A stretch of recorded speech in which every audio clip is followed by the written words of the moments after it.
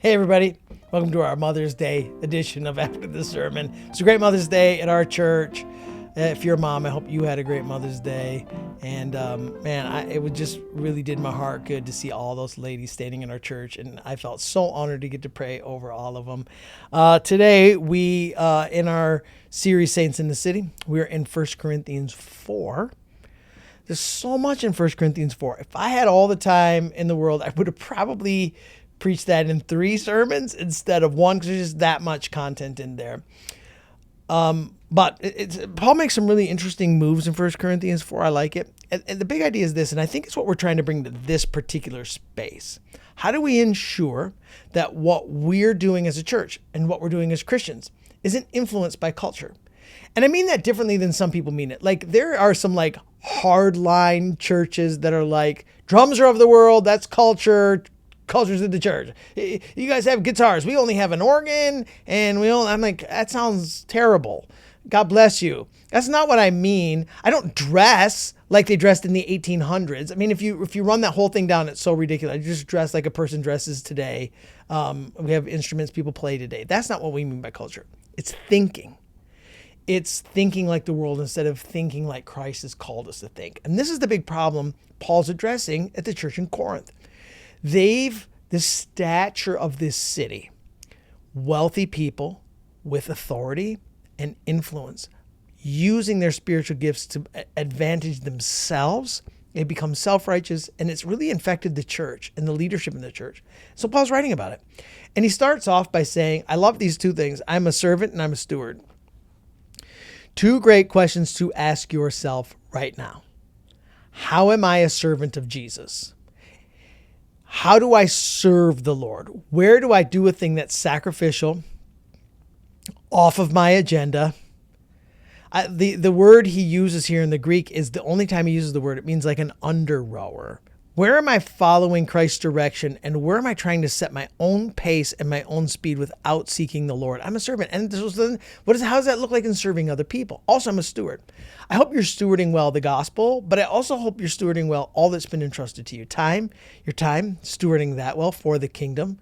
Your talent, the gifts that Christ is giving to you, stewarding that well for the kingdom. Your treasure, all the finances you have. The Bible says everything we have comes from the Lord. I know you've worked hard to earn it, but it comes from the Lord, and we honor God with it. And our testimony, like how much are we stewarding the amount of time we tell the people about Jesus? And so I think thinking about those 2 things, allow that to be part of who you say you are. Paul's like, I'm a servant and a steward. Allow that to be a thing you can say of yourself. I'm a servant and of Christ, and I'm a steward for Christ. I'm stewarding everything entrusted to me. One of the notes that comes out of this text is that the church in Corinth forgot about the grace of God, and they let pride take over. This is a sin that I believe every single believer, you included, me included, has to be on alert for. We can't allow pride to creep into our life, particularly spiritual pride. Like I've found so many victories in the Lord. I know so many Bible verses. I know so much. I've done so much that we begin to be prideful people. I want us to always have this mindset, therefore, but by the grace of God, go I. We should live under the grace of God. We should walk as grace-filled people. We are not getting right now what we deserve. God's not treating us the way we deserve to be treated. He's pouring his grace out upon us, his unmerited favor, his love, his forgiveness. And we should be walking in that. This is a big thing the church in Corinth forgot. They forgot that they were saved by grace, and they were falling again into works, and they were falling again into this self-righteousness. I can tell you how much God hates self-righteousness. He hates it. Your righteousness is as filthy rags. This self-righteousness is a sign that we don't need God. Self-righteousness is a sign that we forgot about grace. And so we have to be so careful. Then there's this section here. It's kind of confusing when you first read 1 Corinthians 4. When he starts in verse 8, already you're kings, already you have everything you want, already you're rich. Why don't you share it with us? Why don't we get to reign with you? It's just being sarcastic. By the way, and I said it in the service today, I do like sarcasm. And I do offend a lot of people with my sarcasm, and I feel bad about it. So I have to be careful about it. But Paul's using it in a wonderful way. Paul's using it in a way to go, look, I'm trying to get your attention. Are you offended by it? It's okay. By the way, can we all just stop being so easily offended by everything? Just stop being so easily offended. I know I'm getting off track, but too many easily offended people. Lord, help us all. We're not that important. We're not that special. It's okay. He uses sarcasm to go after them here. And then this little section he gets into is so powerful and I think so convicting when he sets up the apostles. Our life is a spectacle. It's people jeer at us. It's for their amusement. We're weak. We're homeless. We don't have adequate clothing. We're hungry. We're thirsty. We're considered of disrepute. We're fools for Christ. I mean, to me, that's the line. We're fools for Christ. We have to check ourselves when it comes to what we think is wise. And I believe that our unwillingness to be fools for Christ is what keeps us from actively following Jesus and living out our faith. Because I'm so worried about what people will think of me. What people will think of me. That is the thing that comes up in the Christian life so much. We want people to think that we're put together. We want to be accepted. If you're a Christian, you're just not going to be accepted in every environment. And if people really understood your faith and what you live for, listen, Paul was a game changer. The amount of people Paul led to Christ because he was a fool for Christ. The reason you're not leading people to Christ is because you're not a fool for Christ. The reason you have no influence in spiritual matters is because you're too guarded and you're not a fool for Christ. And until you're willing to become a fool for Christ and give up everything in the world, every status, everything.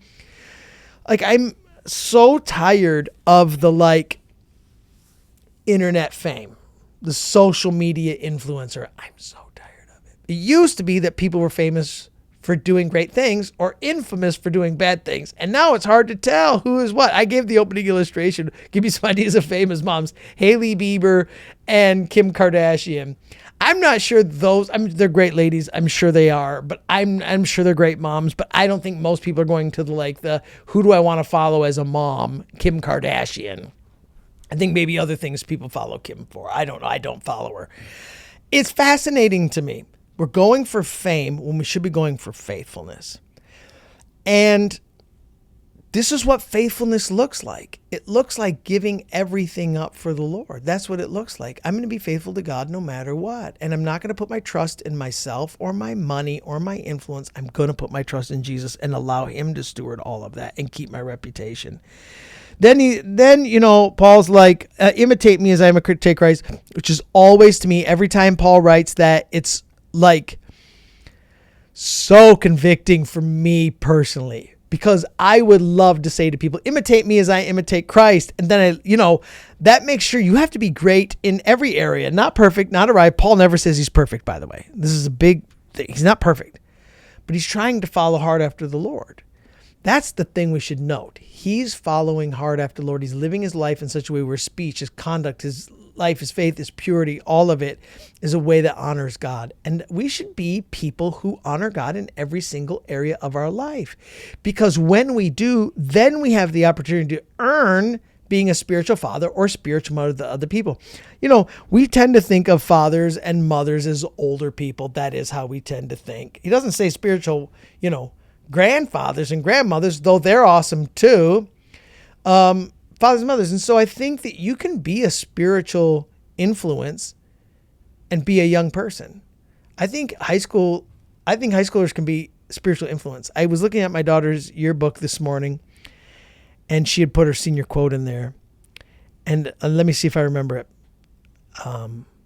I don't know what my future is, but I know who holds my future. I just thought that was such a great little senior quote that she wrote in there. And then Jacob Dominguez, who goes to a church, a kid right next door, he just put a Bible verse about the awesomeness of Jesus. And I was like, 2 kids in a row talking about how awesome Christ is.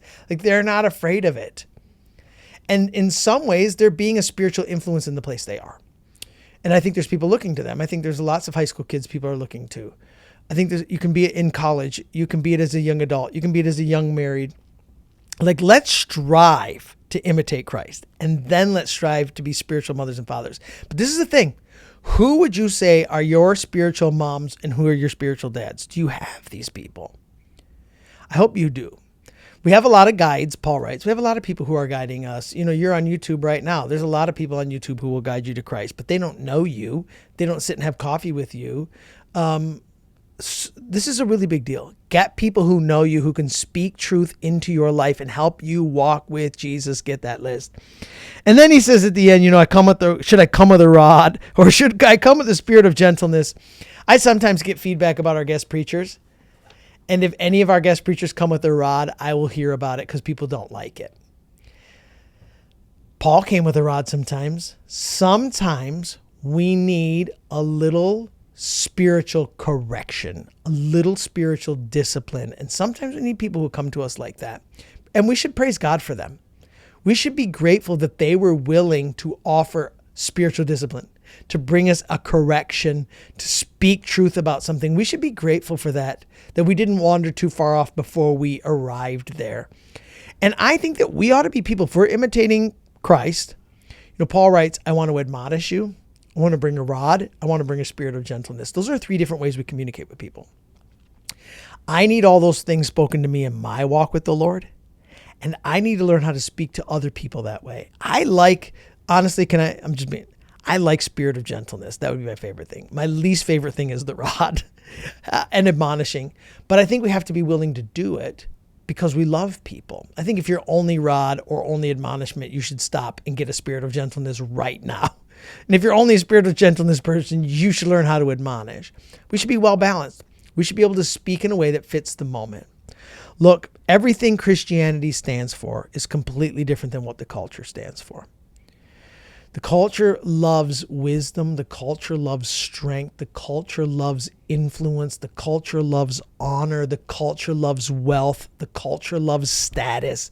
Paul's saying in Christianity, none of that is anything. It's about spending yourself for Jesus, becoming a fool for Christ. So here's a great question to ask yourself. Where have I allowed worldly thinking to infect my life with Christ? How I view myself, how I view the world around me, how I allow other people to view me. And let's go be fools for Christ, everybody. Have a great week.